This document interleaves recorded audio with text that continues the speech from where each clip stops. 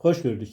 Aziz izləyicilərim, sizinlə bugünkü görüşümüzdə 20-ci əsrdə Azərbaycanda təhsilin, maarifin inkişafında müstəsna rol oynamış, müstəsna xidmətləri olan Zaqatala Pedaqoji Texnikumu haqqında məlumat verəcəyik. Ümumiyyətlə, ta qədim zamanlardan Zaqatalada elm, təhsil yüksək səviyyədə inkişaf etmişdir. Zaqatalada ilk dövlət məktəbi 1862-ci ildə təşkil edilmişdir. 1862-ci il sentyabr ayının 26-sında Zaqatalada ilk dövlət məktəbi fəaliyyətə başlamışdır. Məktəbin açılış günü, yəni sentyabrın 26-sında məktəbin ilk Azərbaycan dili və şəriət müəllimi olan, yəni Zaqatalanın ilk Azərbaycan dili və şəriət müəllimi olan Hüseynəli bəy İsimxanov çıxış etmişdir. O öz çıxışında təklif etmişdir ki, məktəbin açılış günü, yəni sentyabrın 26-sı təntənə ilə hər il qeyd olunsun, yəni sentyabrın 26-sı bilik günü kimi qeyd edilsin. Sonraki dövrlərdə də Zaqatalada müxtəlif adlı məktəblər fəaliyyət göstərmişdir. Nəhayət 20-ci əsrin əvvəllərindən Zaqatalada yeni qız məktəbi fəaliyyət göstərmişdir. Və mövcud tələbatı nəzərə alaraq, mövcud tələbatdan doğaraq Zaqatalada pedaqoji texnikumu yaratmaq qərara alınmışdır. Bununla əlaqədar olaraq 1925-ci ildə Azərbaycanın görkəmli ziyalısı, yazıcısı Firidun bəy Köçərlinin xanımı Badisəbə xanım Zaqatalaya təyinatla göndərilmişdir. O zamanki Maarif Nazirliyi Badisəbə xanıma Zaqatalada pedaqoji texnikumu təşkil etməyi tapşırmışdır. Badisəbə xanımın rəhbərliyi ilə 1925-ci il may ayının 1-dən Zaqatala Pedaqoji Texnikumu fəaliyyət göstərməyə başlamışdır.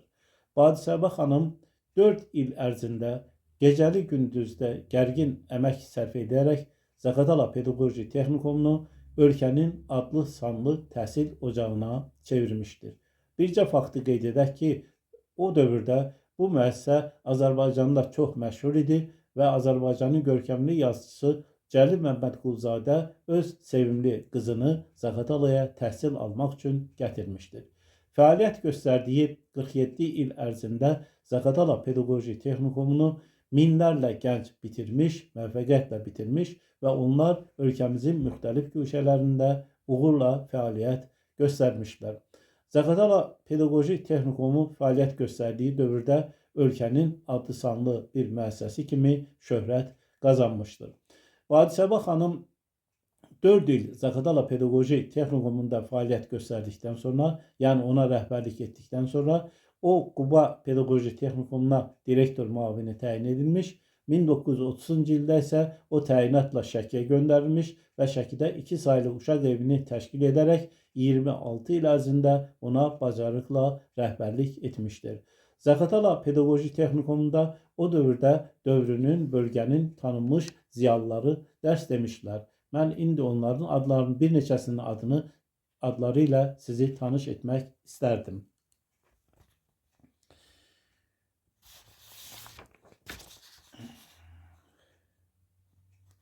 Əziz Abbasov, Cəmaləddin Mirzəyev, Ələkbər Muradov, Nazilə Əfəndiyeva, Zülhəccə Abdullayeva, Sevil Qaracayeva, Ulduz Sultanova, Sona Səfərəliyeva, Əhməd Qurbanov, Gültac Zülfüqarova, Fazil Əfəndiyev və başqaları. Əziz izləyicilərim, sayca 5-ci olan Zaqatala Marifi adlı bu kitabımda mən Zaqatala Pedaqoji Texnikumu və onun fəaliyyəti ilə əlaqədar oxucularıma ətraflı məlumat vermişəm. Əziz izləyicilərim, Gözəl Zaqatalam adlı kanalım artıq 3 ildir fəaliyyət göstərir. Fəaliyyəti dövründə bu kanalda 110-a yaxın video çəkərək sizə təqdim etmişəm. Müxtəlif mövzularda olan bu videolar yəqin sizin üçün də maraqlı olmuşdur. Sizdən yeganə xahişim budur ki, kanalıma abunə yazılasınız və sizə təqdim olunan videolardan anındaca demək həmin an tanış ola bilərsiniz. Nə qədər çox insan, nə qədər çox izləyici mənim kanalıma abunə yazılarsa və bu videoları bəyənərək paylaşarlarsa, Bu mənim üçün də böyük bir uğur olar və məni yeni yaradıcılıq uğurlarına, axtarışlarına, tapıntılarına sövq edər. Və təbii ki, əldə etdiyim yeni axtarışlarla, bilgilərlə də mən sizi məmnuniyyətlə tanış edəcəyəm. Diqqətinizə görə çox sağ olun.